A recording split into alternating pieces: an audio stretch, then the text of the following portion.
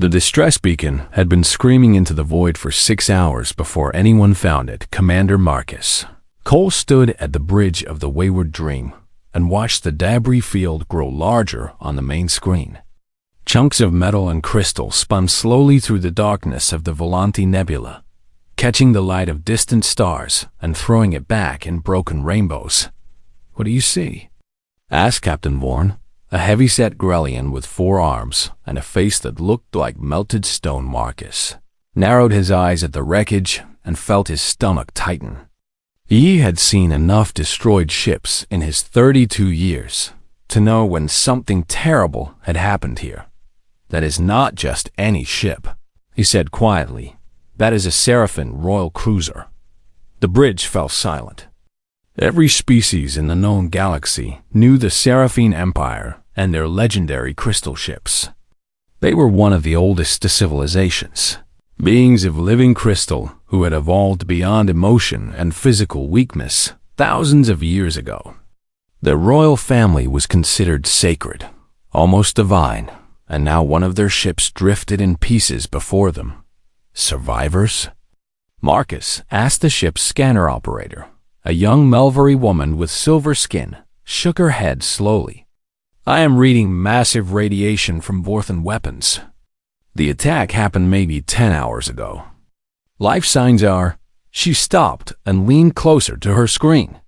"Wait, I have something." One life sign, very weak, in the rear section of the ship. Marcus was already moving toward the door. "I am taking a shuttle. Someone get Dr. Cheth ready in the medical bay." Captain Vorn grabbed his arm with one of his massive hands. "Marcus, if this is Seraphim royalty, we could start a war just by being here." The Vorthan Dominion clearly wanted everyone on that ship dead. "Do you really want to make enemies of them?" Marcus pulled his arm free and looked the captain in the eyes. "I spent 15 years fighting wars for money. I watched good people die for bad reasons. If there is someone alive in that wreck, I am not leaving them to die alone in the dark."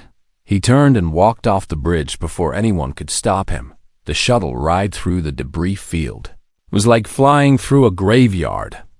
Marcus guided the small craft between spinning pieces of crystal and metal, some of them still glowing with residual energy from the attack.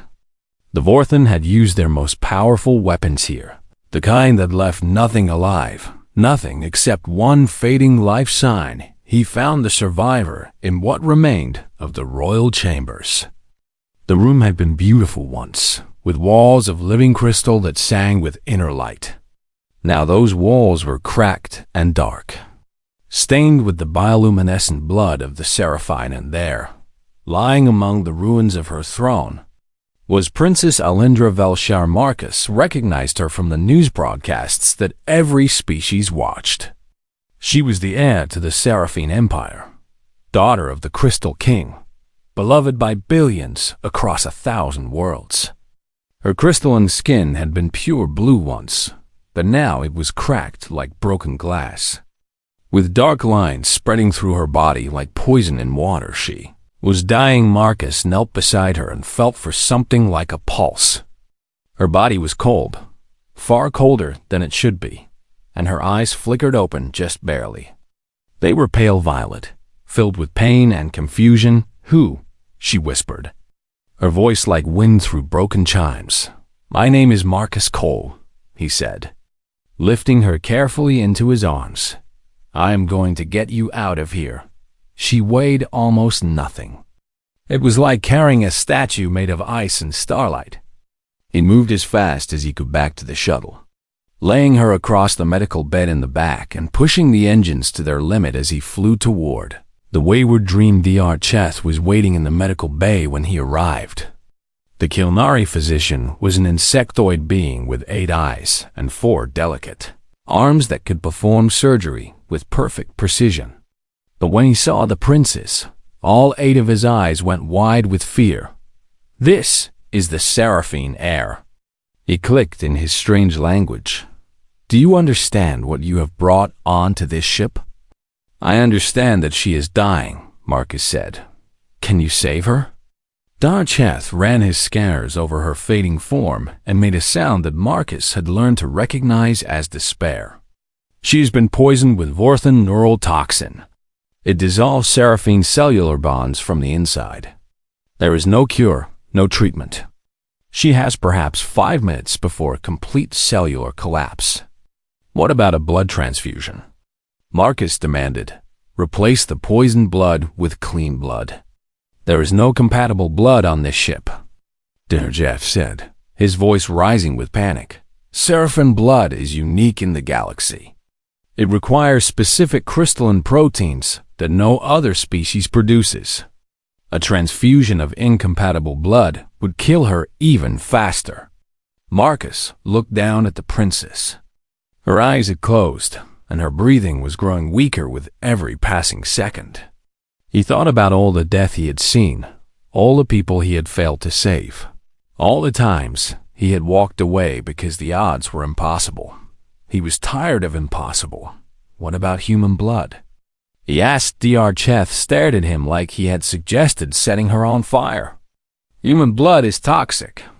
It is chaotic, unpredictable, filled with aggressive antibodies and primitive cellular structures. Mixing it with Seraphine physiology would be catastrophic. But would it kill her faster than the poison? The doctor hesitated. That hesitation was all Marcus needed. He grabbed a transfusion kit from the wall and rolled up his sleeve. Connect us now. This is madness. Darcheth protested.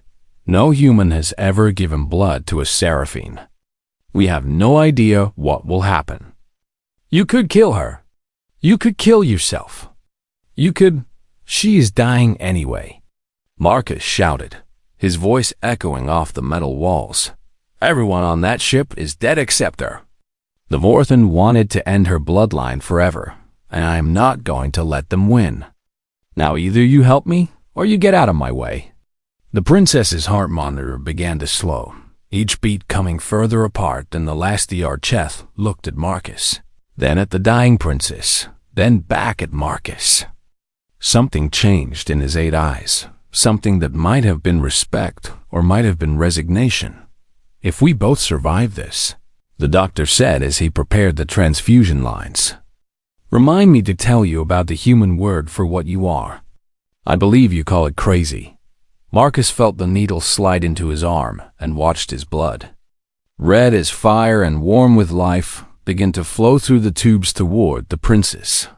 Yeah, he said quietly. I have heard that before. The moment his blood touched hers, Elindra's body arched off the table and began to glow with a light that no one in that room had ever seen before. The screaming lasted for 3 hours. Marcus had collapsed beside the medical bed, his body shaking from the strain of the transfusion. Darcheth had been forced to sedate him when his heart began beating too fast, when his temperature spiked so high that steam rose from his skin. The neural link between them was supposed to be one way, but something had gone wrong. Something had gone very wrong. Or very right. Princess Elindra thrashed and convulsed on the table, a crystalline body flickering between states of matter that should not exist. One moment she was solid as stone. The next she was almost transparent, light passing through her like she was made of water. Her screams were not just sounds, but frequencies. Vibrations that shattered glass containers across the medical bay and sent Darcheth scrambling to save his equipment, and then, as suddenly as it had begun, everything stopped. The princess lay still. Her body had stabilized into something new, something that made Darcheth's 8 eyes blink in rapid confusion. The cracks in her crystalline skin had healed, but not in the way Seraphine normally healed. Where once there had been pure blue crystal, now there were veins of something warmer running through her. Threads of amber and rose that pulsed with life. She looked like a sunset trapped in ice. Marcus woke up 3 days later in a bed next to hers. His head felt like someone had filled it with rocks and shaken it hard. Every muscle in his body ached with a deep burning pain that made him groan when he tried to sit up. Do not move too quickly, said Darcheth from somewhere nearby. You gave away almost half your blood. Most humans would be dead. Most humans have not met me, Marcus managed to say through dry lips. He turned his head slowly and saw the princess lying in the next bed, her chest rising and falling with steady breaths. Is she alive? Der Cheth made a clicking sound that might have been a laugh. She is more than alive. She is something that has never existed before in the history of the galaxy. Your blood did not just save her life, Commander. It changed her on a fundamental level. Marcus forced himself to sit up despite the pain. He looked at Alindra and noticed the changes immediately. The warmth in her skin, the new colors flowing through her crystalline form, the way her face looked somehow more alive than any seraphine he had ever seen. What do you mean, changed her? Der Cheth walked over with a medical tablet displaying charts and data that Marcus could not understand. Seraphine biology is based on crystalline cellular structures. They are stable, unchanging, perfect in their own way. But that perfection comes at a cost. They cannot adapt, cannot evolve, cannot heal from certain types of damage. Their bodies reject change. And now? Now her body has accepted your human DNA and integrated it into her cellular matrix. The doctor's voice was filled with wonder and fear in equal measure. Your blood contains something that Seraphim lack, something that we always thought was a weakness. Human cells are chaotic, constantly changing, adapting to every threat. You'd call it an immune system, but it is so much more than that. It is evolution happening in real time. Marcus looked at the sleeping princess and felt something strange in his chest, a pull toward her that he could not explain. Will she be okay? I do not know, Der Cheth admitted. Nothing like this has ever happened. She's no longer fully Seraphine, but she is not human either. She is something new, something in between. And there is one more thing. Before he could finish, Alindra's eyes opened. They were no longer pale violet. Now they carried flecks of amber, the same color as Marcus's own eyes. She sat up slowly and looked around the medical bay with an expression that shifted through confusion, fear, and something else that Marcus recognized immediately. Anger. What have you done to me? She demanded, her voice stronger than it should have been after 3 days of unconsciousness. I can feel everything. Every emotion, every sensation. It is like fire inside my chest that will not stop burning. Der Cheth stepped back nervously. The human blood has activated emotional centers in your brain that Seraphine evolution suppressed thousands of years ago. You are experiencing feelings that your species has not felt for 10,000 years. Make it stop. Alindra grabbed the sides of her head and squeezed. It is too much, too loud. I can feel his pain, his memories, his... She looked at Marcus with those new hybrid eyes, and her voice dropped to a whisper. I can feel you inside my mind. Why can I feel you? Marcus met her gaze and realized that he could feel her too. Fragments of ancient memories, the weight of a crown she never asked for, the loneliness of being worshipped but never loved. It flooded into him like water through a broken dam.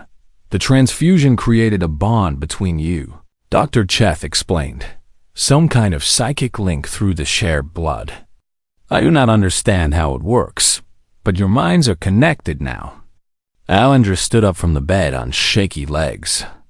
She walked to a mirror on the wall and stared at her reflection, touching the new veins of warm color that ran through her crystalline skin. I am ruined, she said quietly. I am an abomination. My people will never accept me as their queen now. Your people thought you were dead, Marcus said, standing up despite the protest of his aching muscles. The Vorthan destroyed your ship and killed everyone on board. They wanted to end your bloodline forever. The princess turned to face him, and he saw the fire in her eyes, that new human emotion burning bright and hot. My father, my guards, they are all gone. I am sorry. You are the only survivor. For a long moment, Alendra stood perfectly still. The old seraphim part of her wanted to retreat into cold logic, to suppress the grief and rage that threatened to consume her. But the new part of her, the human part, would not allow it. She let herself feel the pain, and it nearly broke her. Marcus moved forward and caught her before she could fall. He held her as she shook with emotions she had never experienced before. Grief and rage and fear and something else. Something that felt almost like hope. "I will help you," he said quietly. "I do not know what comes next, but you are not alone in this. Whatever you are now, whatever you are becoming, I am part of it too. We will figure this out together." Alendra pulled back and looked at him with those hybrid eyes, searching his face for lies and finding none. In his mind, she felt only honesty, only stubborn human determination to survive against impossible odds. "Why?" she asked. "Why did you save me?" "You did not know me. You owed me nothing." Marcus thought about the question for a moment before answering. "I am human. We do not like being told that something is impossible. The doctor said you could not be saved, so I had to prove him wrong." Despite everything, despite the grief and the fear and the chaos of her new emotions, Alendra felt something strange happen to her face. She smiled. It was the first time a seraphine had truly smiled in 10,000 years. News of the princess spread across the galaxy like fire through dry grass within 2 days of her awakening. Every news channel on every world was showing the same footage. A seraphine princess, transformed by human blood, standing in the cargo bay of a neutral trading vessel and demanding justice for the murder of her father. Her eyes blazed with emotions that no seraphine had shown in 10,000 years. And her voice carried a power that made even the bravest warriors feel small. The Vorthan Dominion has committed an act of war against the Seraphine Empire. She declared to the cameras, "They murdered my father, they killed my guards, and they left me to die alone in the darkness of space. But I did not die. A human warrior gave me his blood, and now I stand before you as proof that change is not weakness. Evolution is not corruption. I am Alindra Velshara, and I will have my vengeance." The message ended there, but its effects would last for centuries on the Seraphine homeworld of Crystallis Prime. The reaction was divided.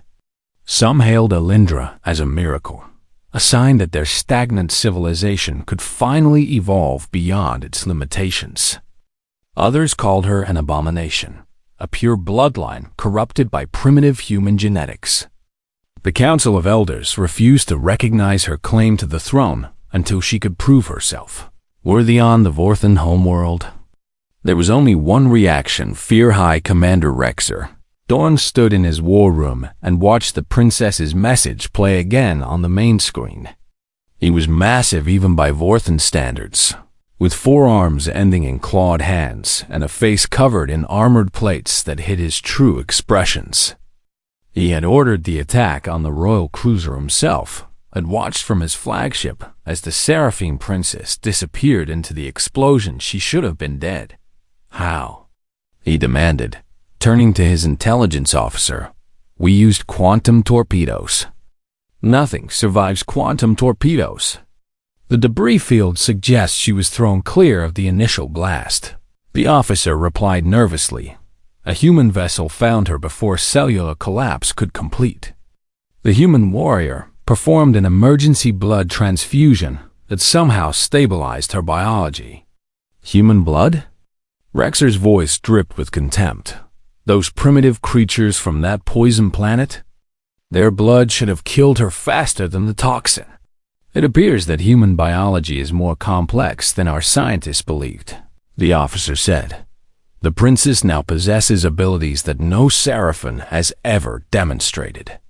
Our sources report that she is adapting to damage in real time, that her crystalline structure can reform itself under stress. She may be the most dangerous Seraphine in history." Rexer slammed his fist on the command table so hard that the metal bent. "Then we send hunters. Activate the Shadowfang unit. I want that princess dead before she reaches Crystallis Prime. and I want the human who saved her brought to me alive. If his blood can create such creatures, imagine what we could do with an unlimited supply." The order went out within the hour aboard the Wayward Dream. Marcus stood at a porthole and watched the stars drift past. They had been running for 3 days now, jumping from system to system and trying to stay ahead of the enemies they knew were coming.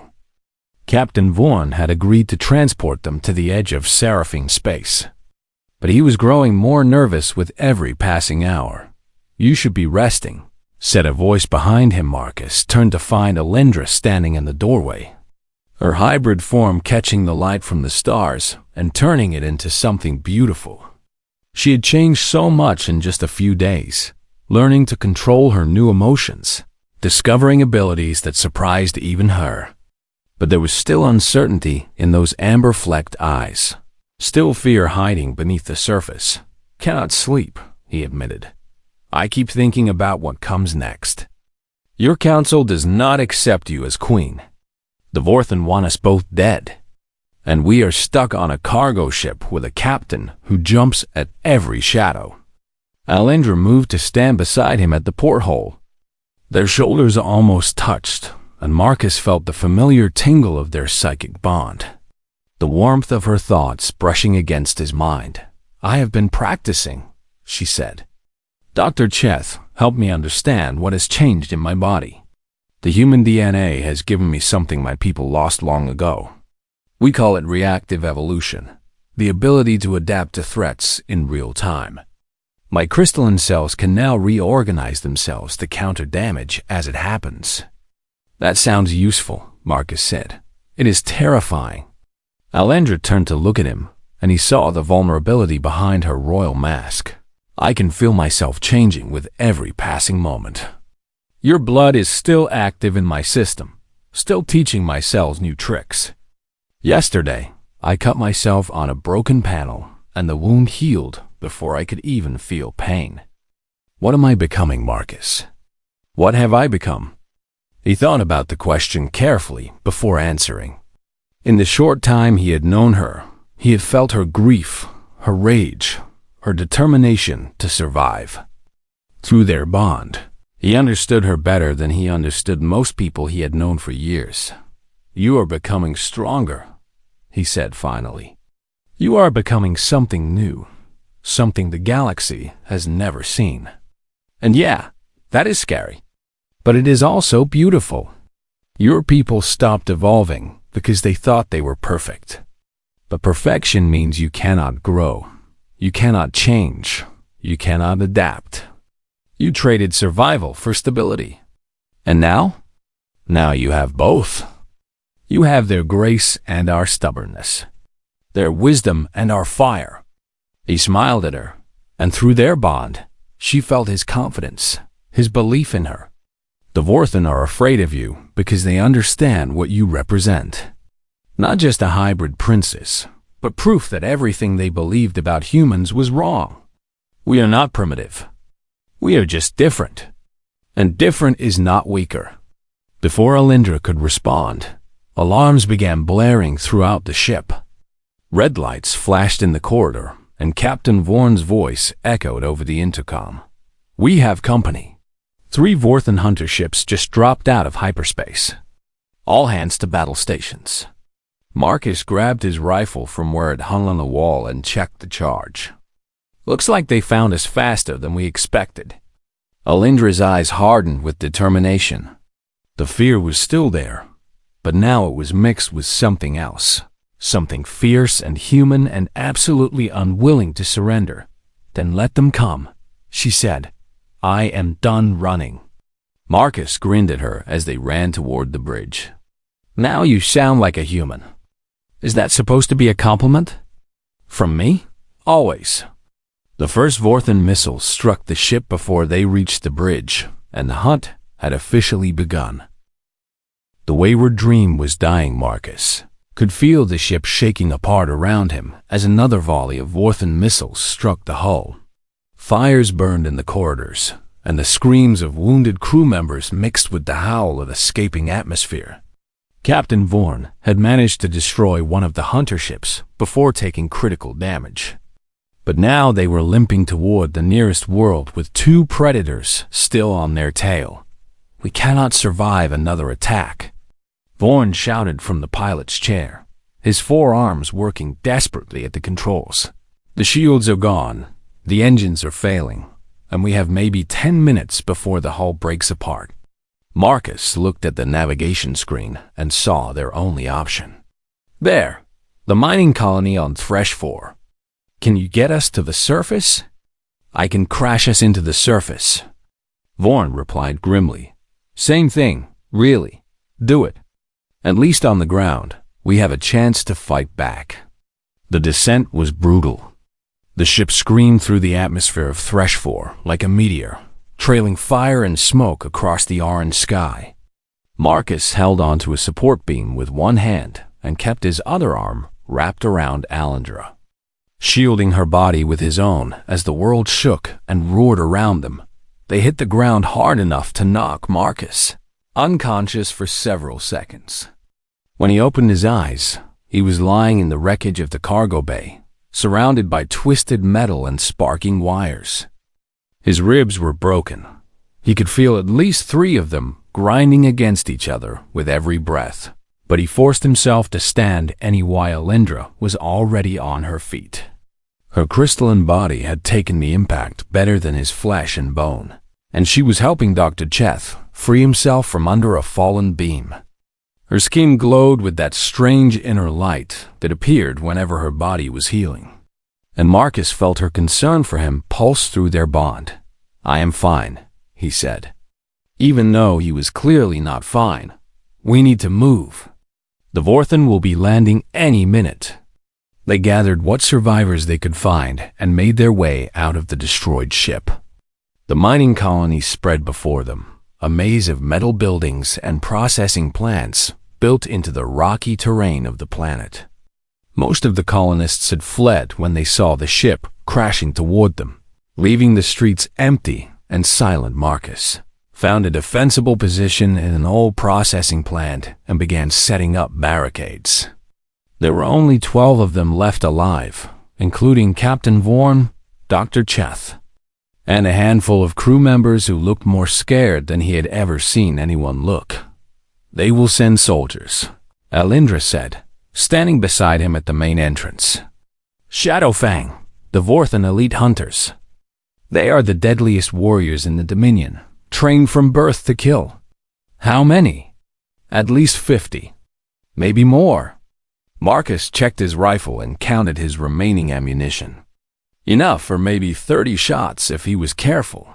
He looked at the frightened faces of the people around him and knew that most of them would not survive the next hour. "Then we make every shot count," he said.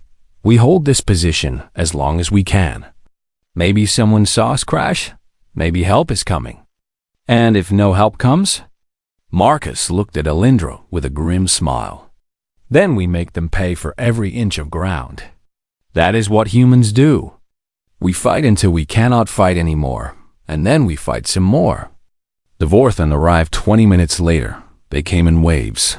53 elite soldiers in black armor that absorbed the light around them. Their weapons were designed to crack crystal and burn flesh, perfect for killing both Seraphine and humans. Commander Sharak led them personally, a scarred veteran of 100 battles who had never failed a mission. The first wave hit the barricades like a hammer hitting glass. Marcus and the defenders opened fire, cutting down the front line of attackers, but more kept coming. The crew members fell one by one, their bodies adding to the barricades they had built. Captain Vorn fought with all 4 arms until a plasma blast took off 2 of them.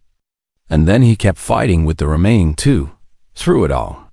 Alindra stood at the center of the chaos and discovered what she had truly become. The first Vorthan blade pierced her chest, and she felt the pain like fire. But instead of falling, instead of dying, she felt her body react. Her crystalline cells surged toward the wound and sealed it shut before the attacker could pull his weapon free. She grabbed his arm and twisted, feeling strength in her limbs that no Seraphine should possess. and threw him across the room hard enough to crack the wall. "What?" Commander Sharak stopped in his advance and stared at her with wide eyes. "What are you?" Alindra felt the human fire burning in her blood, felt Marcus's stubborn determination mixing with her ancient seraphine grace. She understood now what Dr. Cheth had meant about reactive evolution. Her body was not just healing, it was adapting. Each wound taught her cells something new, made them stronger, faster, more resilient. She was evolving in real time. "I am the future," she declared, and launched herself at the Vorthan commander.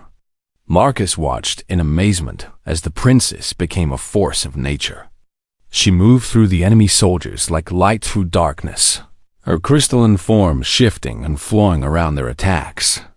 When they cut her, she healed. When they burned her, her cells adapted to resist the heat. She was becoming more powerful with every passing second.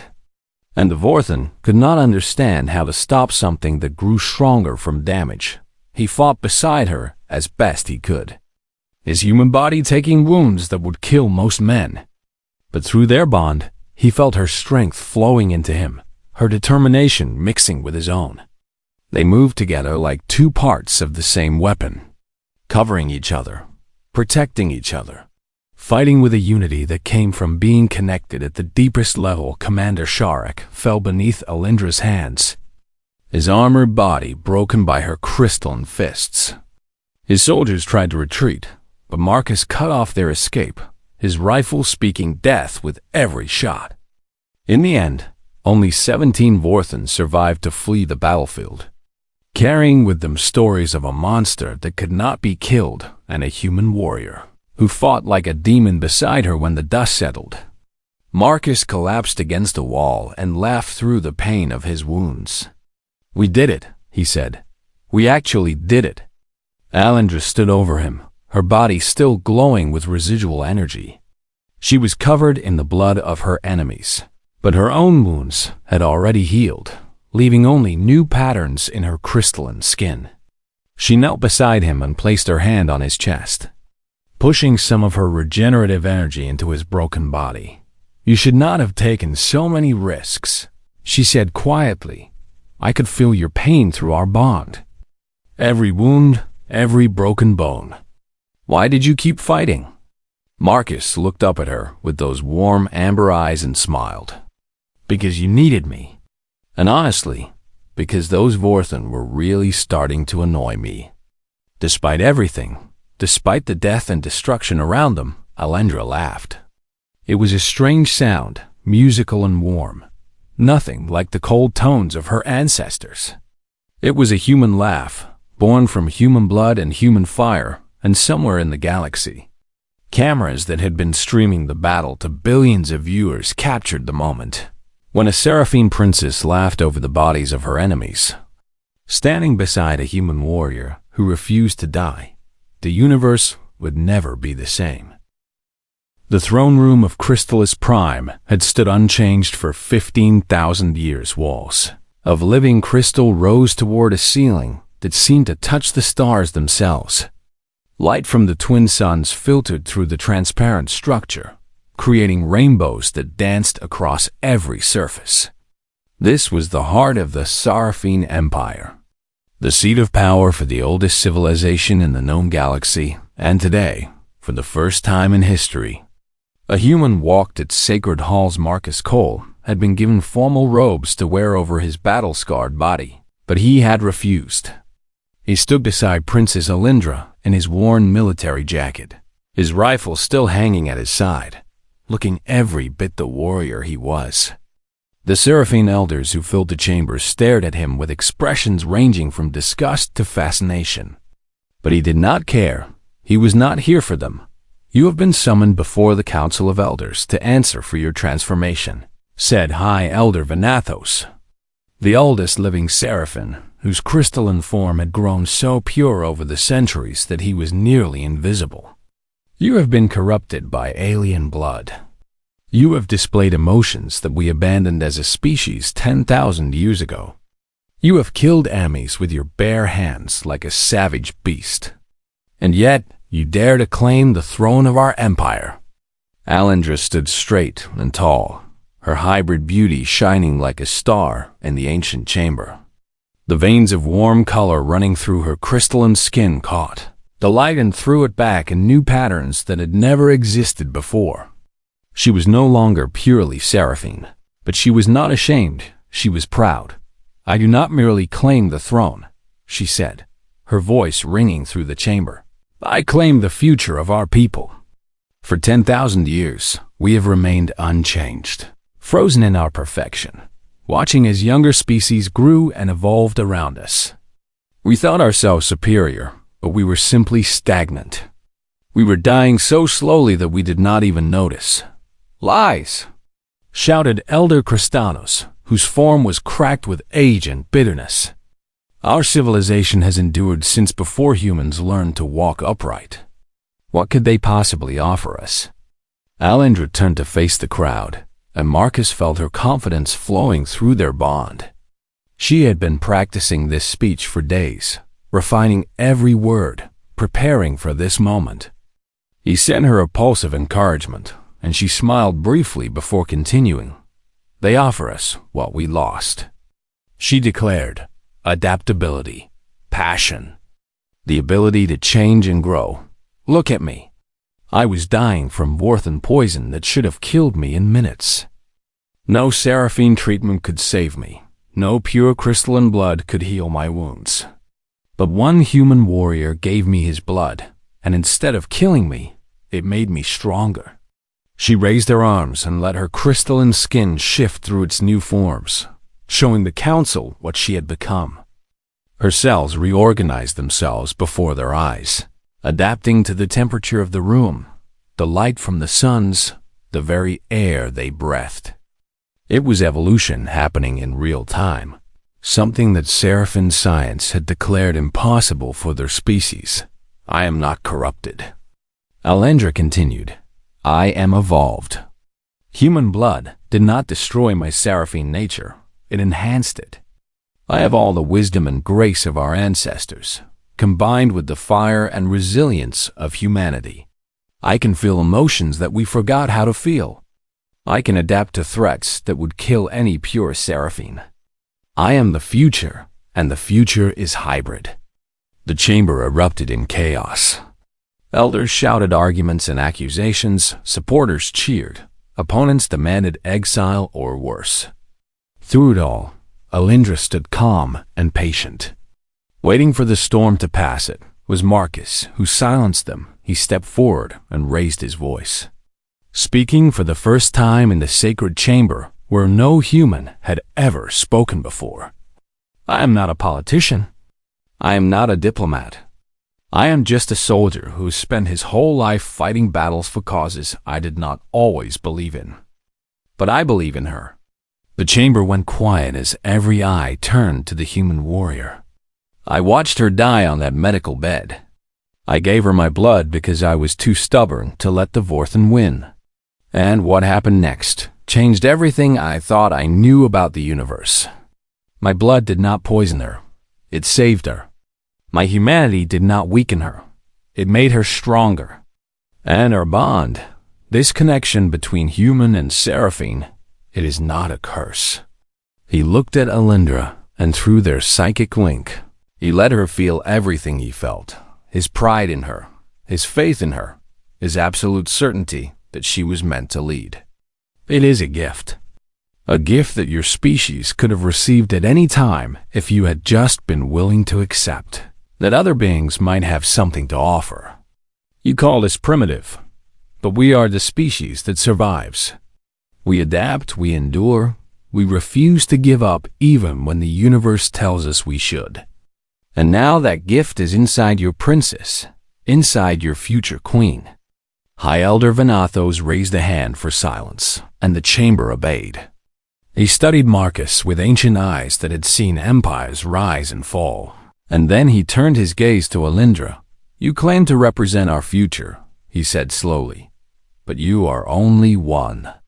How can a single hybrid princess change the destiny of an entire civilization?" "I do not have to do it alone," Alindra replied. "Already, 17 other species have contacted us. They have seen the recordings from Thresh4. They have watched me heal from wounds that should have killed me, watched me evolve past my limitations in the heat of battle. They want to know if human blood can help their people the way it helped me. She stepped forward and addressed the council directly. Humans were never primitive. They were simply waiting, growing, preparing to share what they are with the universe. Their blood is not a toxin. It is a catalyst.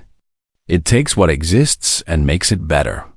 And if we are wise, if we embrace this gift instead of fearing it, we can lead the galaxy into a new age of evolution and growth. The vote was not unanimous. Many elders refused to accept a hybrid queen, clinging to traditions that had served them for millennia. But the majority saw what Elindra represented, not the end of Seraphine civilization, but its rebirth. She took the throne that evening, becoming the first hybrid ruler in galactic history. And at her side, wearing a title that had never existed before, stood her blood-bound champion, the human warrior who had given her his blood and his heart, Commander Marcus Cole. First of his kind, guardian of a queen, and proof that humanity had finally found its place among the stars later that night.